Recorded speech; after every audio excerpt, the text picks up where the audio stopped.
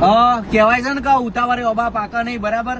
એમ એક ભાઈએ હાલ ઉતાવળ કરી હતી, જેના કારણે વરસાદના પૂરમાં એમનું બાઇક તણાઈ ગયું છે. અમે તો અમારી ગાડી સાઈડમાં પાર્ક કરી દીધી છે, બરાબર? અમારા ભાઈબંધો સાના માના બેહી રહ્યા છે, બરાબર? કે ભાઈ આપણે કોઈ ઉતાવળ કરવી નહીં, બરાબર? હવે બાજુમાં બહાર બધું પબ્લિક હલવાયું છે, બરાબર? એટલું બધું પાણી ઉપરથી આવી રહ્યું છે પાવાગઢના ડુંગરા ઉપરથી કે જે વાત જ ના થાય.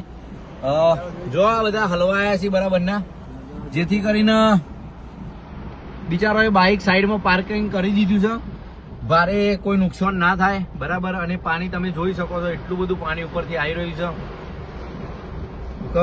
જબરજસ્ત વરસાદ પડ્યો છે અને ખોટું કોઈએ રિસ્ક લેવું નહીં, બરાબર? એક કાકાએ હમણાં રિસ્ક લીધું, જેના કારણે એમનું બાઇક તણાઈ ગયું છે અને આ બધા હલવાયા છે, બરાબર?